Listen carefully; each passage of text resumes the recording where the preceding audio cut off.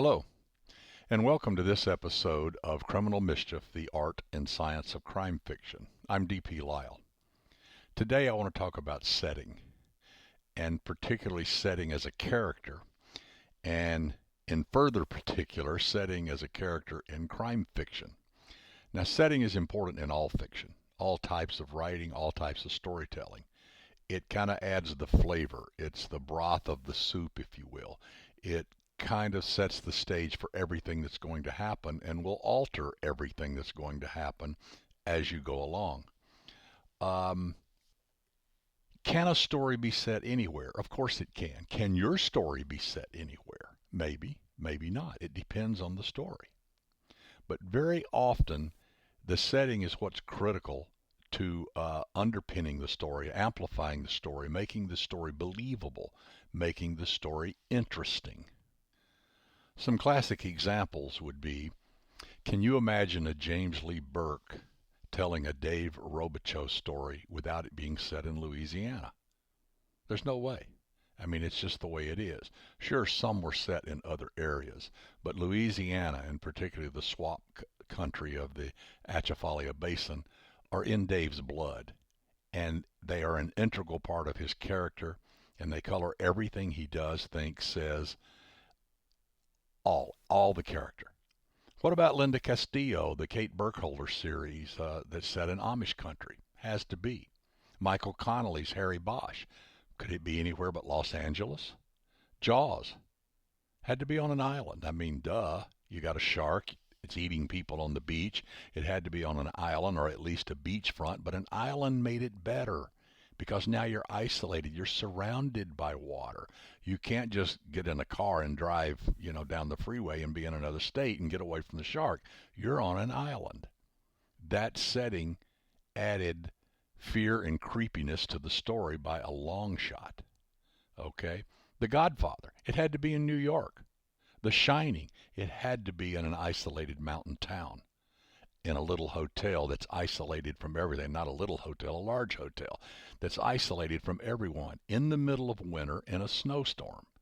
It had to be that way because the isolation of the characters in that story is what made it what it was. Star Wars, well, had to be in space. So what you're seeing is setting really has two parts. It's the where and the when. The where we've kind of talked about. The when, are you writing about now? Are you writing about 100 years ago? Are you writing about 100 years in the future? All of that's part of the setting. The setting establishes the mood of the story. What's it going to be like? What's it going to feel like? What's it going to smell like and taste like and all that stuff? So that means setting is not simply a description of where the scene is taking place. I mean, you can describe all the details, every brick in the wall, if you will, how many steps there are up to the door, all of that kind of stuff. But is that really what you want to spend your time and effort writing about? Is that really what setting is? Now, setting is more of a feel for the location. Is what does this place feel like? So you don't have to spew out a bunch of minute details that become step by step, slowly he turned, that kind of thing. You want to get a feel for the place. Remember, most people know just about every setting you're going to create, at least on some level. They know what a bar looks like. They know what a grocery store looks like. They know what a park looks like. They know what a mountaintop cabin looks like. But what's different about this place? So you want to pick the 2 or 3 telling details that reveal what's different about this place. What does it feel like? Leave room for the reader's imagination. Remember, the reader and the writer are in a dance. It is a combination there. It's an interactive process. That's what makes books different than movies. Everybody sees the same movie, but everybody reads a different book. So how do you do this? Well, description is visual. I mean, obviously, and that's a given. You're going to add that sense to your story. You're going to give some visual details. But what about including the other senses? What does it sound like? What does it smell like? What tactile characteristics are present? Let's say your scene's set in the Cafe du Monde in New Orleans, which I'll read something from one of my books in a little bit. Well, you want to incorporate the smell of the beignets and the chicory coffee and the sounds of the flatware against the plates. Maybe the clomping of the horses' hooves as they go by and the carriages that carry people around New Orleans so they can see. Let's say you're in a bar. Maybe you get the smell of beer and cigar smoke and the clacking of pool balls and the blasting of the jukebox and maybe the stickiness of spilt beer on the bar. You get the feeling? You don't have to describe the bar. We don't care if it's 20 feet long or 8 feet long. If it's sticky with beer, we got it. What if you're in a kennel and the yapping of the dogs and the odor of the excrement that's there? Yeah, that'll work. In a library, maybe it's the musty smell of the books and the coarseness of the papers as your character thumbs through a book, and the muffled whispers of people in the background trying to keep the librarian from coming over and smacking them with a ruler or something, and they're whispering. You get all of this stuff. So it's the telling detail. Now, how do you learn to do this? It's not easy, but it is easy. Don't overwrite it. Don't overtell it. I always tell students, here's what you do. You go into 10 places you've never been before. It could be a used car shop. It could be a library. It could be a bar. It could be a grocery store. It could be a park or a beach. It could be anywhere. And go in there, and what are the first 3 or 4 things that hit you? Something visual, something tactile, something odorous. What are the 3 or 4 things that hit you first? Write them down. And then what are the next half a dozen things that hit you? Write those down. Those are the telling details. Those are the things that your character, when you use this setting in a story, are going to sense first, just like you did. It's going to give you an initial impression of what the place is, what it feels like, what it looks like, and what it is. And that's what really makes good setting as a character in the story. What does it feel like? Other considerations that you have to think about when you're choosing a setting, and remember, it's your story, so you get to choose the whole thing. You're the overseer of the entire story. You're creating this. So is your setting real or fictional? I mean, that's important. If you have a real setting, then you got to know real things about it. You got to know the names of streets and the names of restaurants and the names of hotels and the names of office buildings. You got to know if there's a coffee shop on the corner and a bar down the street. You got to know all this stuff. So you need to have been there or at least research it enough that you know that. Now, it doesn't mean you can't add fictional places within real settings. I've done that many times in stories, particularly my Dub Walker series, which was set in Huntsville, my hometown. But I took liberties with what's what and where's where and created places that didn't really exist, but they were kind of based on places that really did exist. I just moved them for convenience and altered them to fit the story. Is your story set in an urban area or a rural area? Is the city it's in, is it small or is it large? Is it Los Angeles or is it a tiny little town of 1,000 people in the mountains somewhere? You see how all that changes how your story would be? Could your story be set somewhere else? You have to ask yourself that. Would it be a better story if it were? If you moved it to a big city or you moved it from the big city to a small town, if you moved it from an urban area to a rural area or vice versa, would this help the story? You have to decide that. But regardless, you have to know what is unique about your setting. You have to ask yourself, what is the protagonist and also the antagonist, really? What's their relationship to this setting? Are they from there? Do they live there? Were they born and raised there? Have they been there their whole lives? Have they just moved there? Are they just passing through? Have they just visited there a few times so they know a little bit about it? Or is it totally foreign to them? Are they a stranger in a strange land? They know no one. They don't understand the rhythm of life there. They don't understand how things go. All of these things are great fodder for storytelling, but you have to decide which one fits your character, and that's important. As I said before, the visual is not simply a description, but you want to get a feel for the location. You want to add all of these things that make the setting deeper. And so the character who has never been to a place before would notice things that someone who had lived there their whole life wouldn't. Because the person who's lived there their whole life takes all this for granted. I mean, they grew up with it. They know what the department store, how it runs. They know who works there. They know the rhythm of the place. They know the smell of the place. They know what items they carry there and what things they don't. They know how to find what they're looking for. But a stranger doesn't. All of this is foreign. All of this is new. And boy, that's good stuff. You can really impact your character by bringing them into a place that they've never been to before. It can even create a sense of terror. I mean, they can go to a place that, I talked about The Shining. This couple goes there thinking, that he's going to, write a book, and they're going to hang out in this hotel for the winter, and have the whole run of the whole place to themselves. I mean, how cool is that? Well, it turned out to be very uncool. And so that excitement, that isolation, that feeling of power, of control, and you own this big hotel, and wow, you're a big shot, suddenly is an absolutely stark raving terror-filled story. Because, well, you're isolated and you're in this huge old creepy hotel that has sounds and smells and feels and all these things that now become your enemy. Things that were fascinating and interesting before become your enemy. So this was a stranger in a strange land, especially for, Jack's wife. I mean, good Lord. And strange things happen. So the setting is important in that regard. Look at Jaws. Brody hated the water. He didn't like to get in the water. He was terrified of the water, and yet here he was on an island. I remember there was a famous thing. She said, how can a guy who's afraid of water live on an island? He said, it's only an island if you're out on the water. And that was his take on it. But guess what?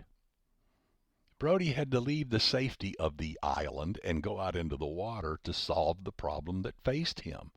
And so the setting created a location and a place that added to his fear of water, his fear of going out on the water, his fear of confronting a shark.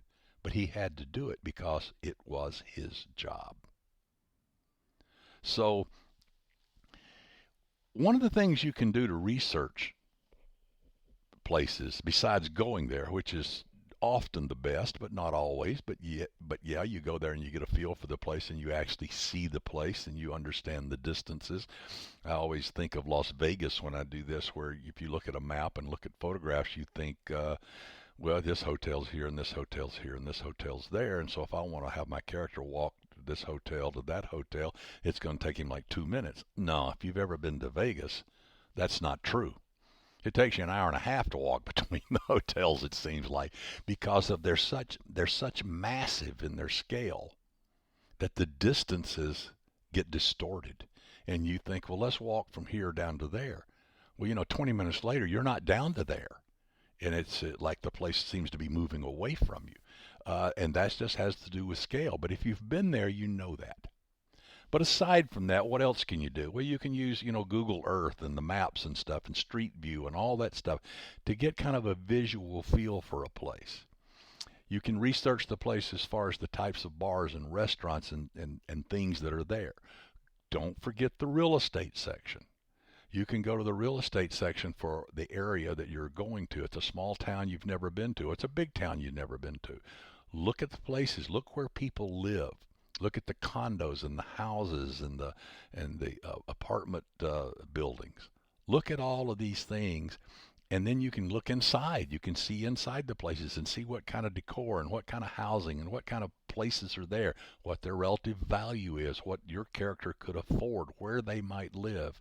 And you can put all this together.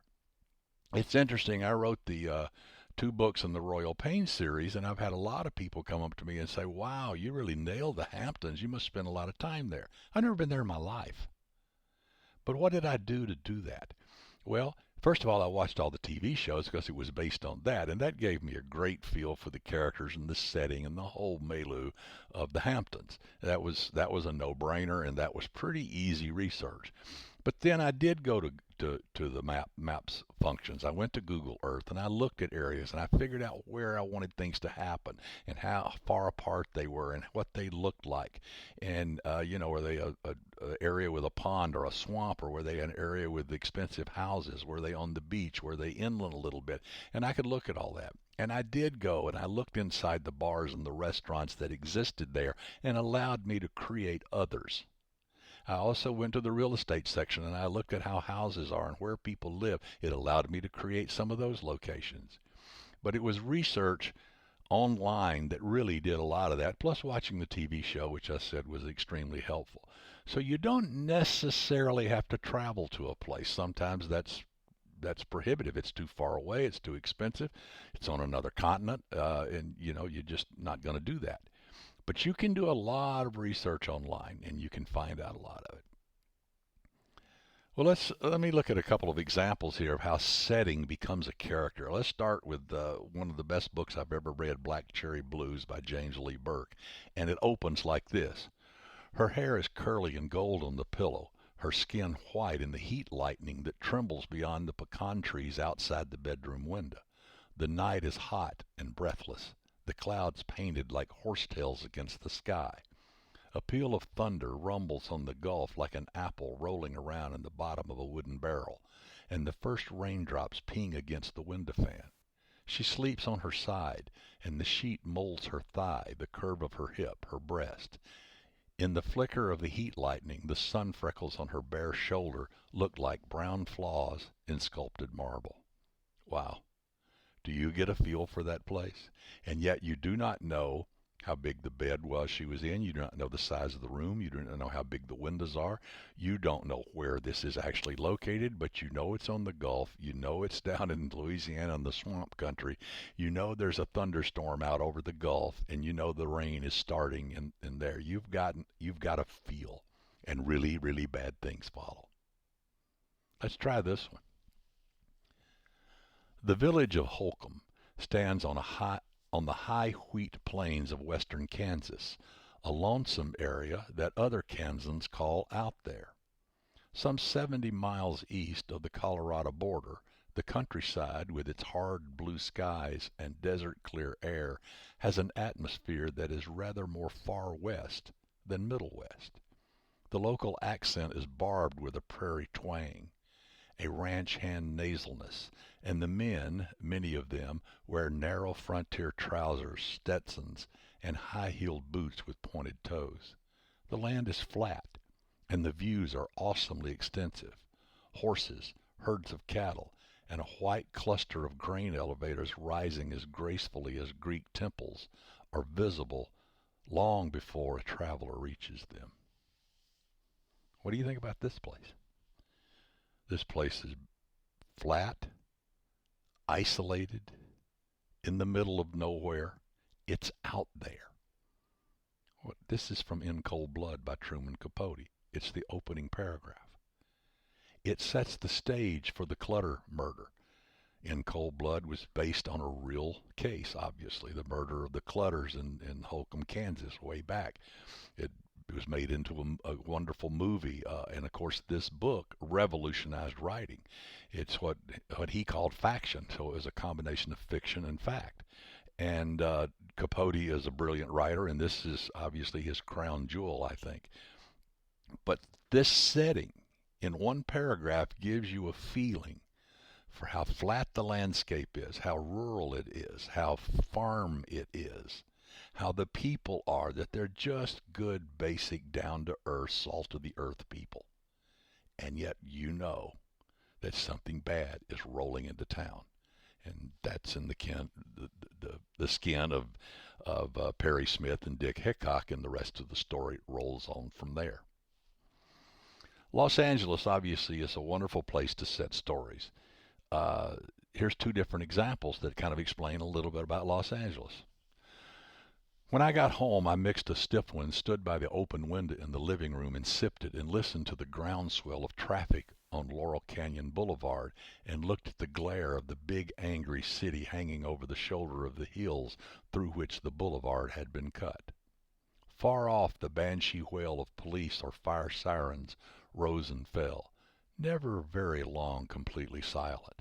24 hours a day someone is running, someone else is trying to catch him.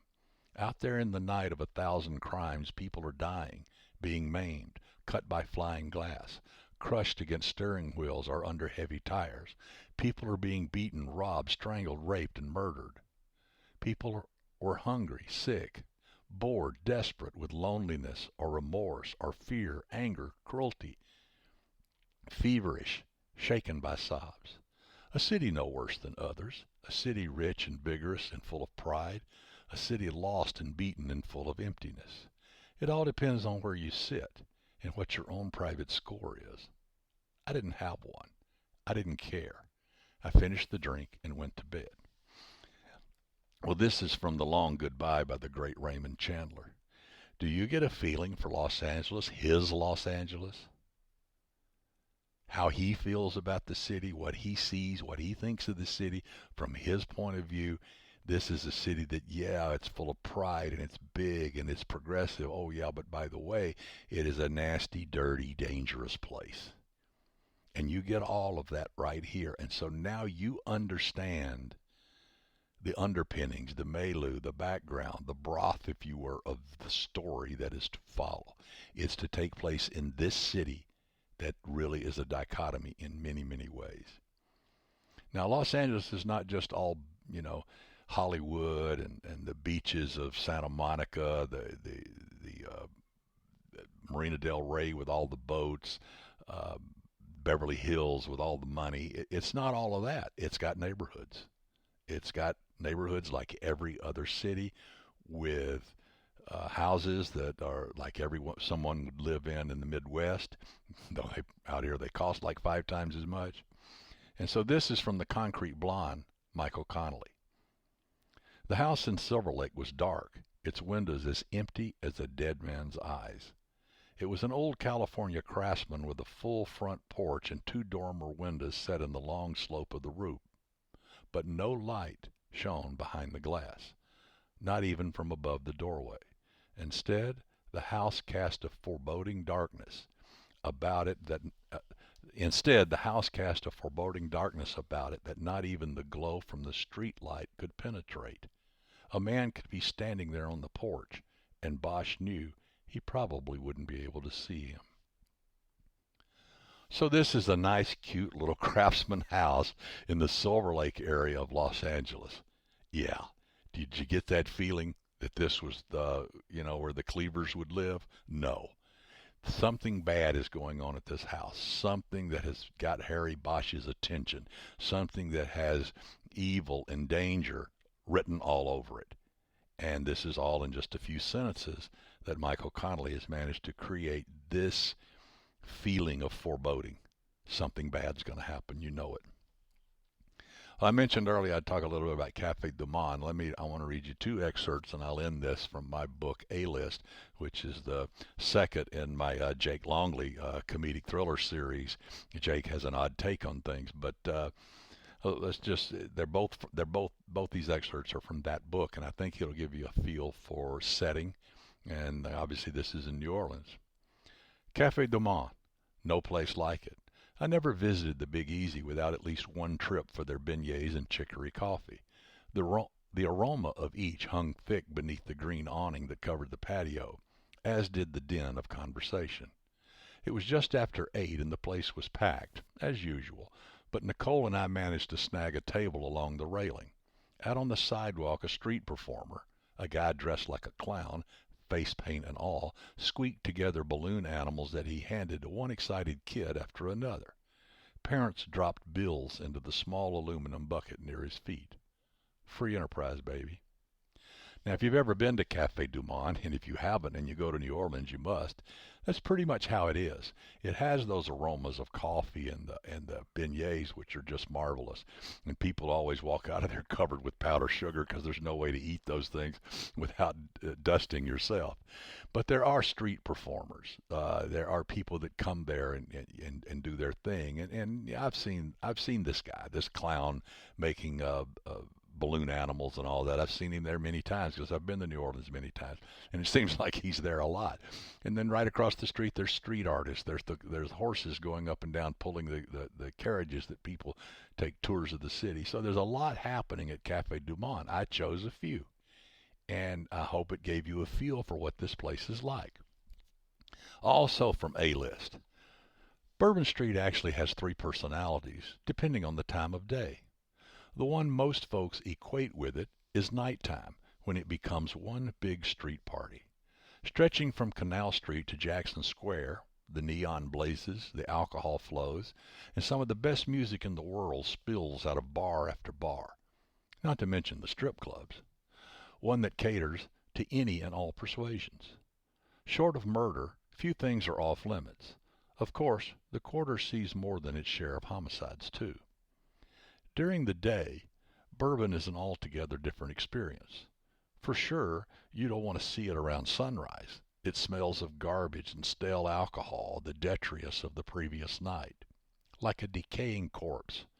Refuse crews and street cleaners do yeoman's work to prep it for a new onslaught. But by noon, the trash is hauled away, the pavement dries from the hosing it has received, and the stench magically evaporates. People appear, street performers take up their stations, and music begins to crank up. Circle of life in the Big Easy. If you've been to New Orleans, believe me, you don't want to get up early the next morning with a hangover and stagger out onto the street at 6 a.m. because it does. It smells like a garbage pit. There is stuff all in the gutters. Drunks make messes. And the street crews are out there at work, hosing it down, cleaning it up, trying to freshen it up for the next day. And in the daytime, yeah, it's a party, it's not, but the nighttime, it's insane. It's probably the greatest bar strip in the country and maybe in the world. There's nothing like Bourbon Street. So I hope that little passage gave the reader a feel for how it's not just one thing, it's a lot of things. And it is the heart and soul of New Orleans. It explains so much about the party atmosphere there. So, in conclusion here, setting is a character. Setting is important to your story. Setting can be anywhere and in any time frame. But what you want to do more than anything else, and I hope you've gotten out of all of this, is pick out the telling details, the things that give the person a feel for what the setting is. Now, yes, you're going to describe some of it physically, but don't dwell on that. Do what you need to kind of get the structure of the place, the size of the place, the time frame, the location, that kind of thing. But then more dig into what it feels like, what it smells like and tastes like and sounds like, and bring the other senses in. Now you can do that either through the author's point of view as just simple narrative description and narrative take on it, or you can filter it through a character, which usually is the best way. And that's particularly true, as I mentioned earlier, if your character hasn't been there before, because they will see and feel things that a native will not. So, as always, I have included show notes on this, and you can find them both on my website and my blog where they are posted. And then I have to say this is copyrighted episode from Authors on the Air Global Radio Network. And I appreciate you listening. And so until next time, this is D.P. Lyle for Criminal Mischief, the Art and Science of Crime Fiction.